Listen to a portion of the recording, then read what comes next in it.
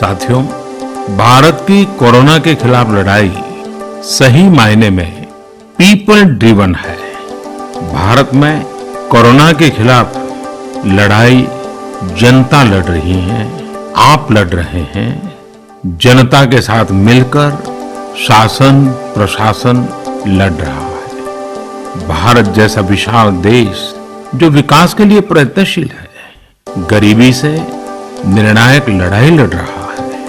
उसके पास कोरोना से लड़ने और जीतने का यही एक तरीका है। और हम भाग्यशाली हैं कि आज पूरा देश का हर नागरिक जन जन इस लड़ाई का सिपाही है, लड़ाई का नेतृत्व कर रहा है।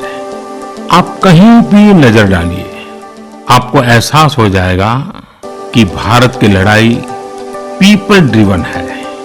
जब पूरा विश्व इस महामारी के संकट से जूझ रहा है, भविष्य में जब इसकी चर्चा होगी, उसकी तौर तरीकों की चर्चा होगी, मुझे विश्वास है कि भारत की ये पीपल ड्रिवन लड़ाई, इसकी जरूर चर्चा होगी। पूरे देश में गली मोहल्लों में जगह जगह पर आज लोग एक दूसरे की सहायता के लिए आगे आए हैं। गरीबों के लिए खाने से लेकर राशन की व्यवस्था हो, लॉकडाउन का पालन हो, अस्पतालों की व्यवस्था हो, मेडिकल इक्विपमेंट का देश में ही निर्माण हो। आज पूरा देश एक लक्ष्य, एक दिशा, साथ साथ चल रहा है।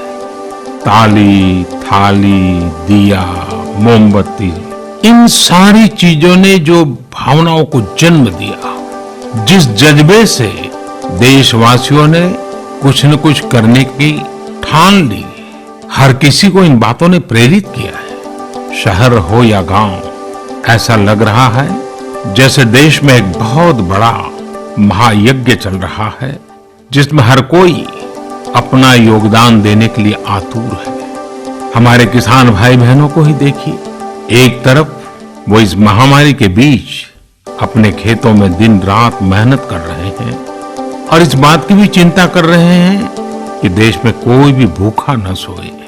हर कोई अपने सामर्थ्य के हिसाब से इस लड़ाई को लड़ रहा है।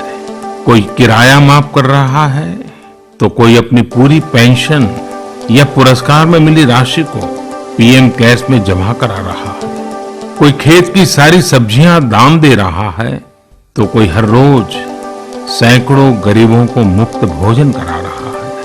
कोई मास्क बना रहा है। कहीं हमारे मजदूर भाई बहन क्वारंटीन में रहते हुए जिस स्कूल में रह रहे हैं, उसकी रंगाई पुताई कर रहे हैं। साथियों, दूसरों की मदद के लिए आपके भीतर हृदय के किसी कोने में जो ये उमड़ता घुमड़ता भाव है ना,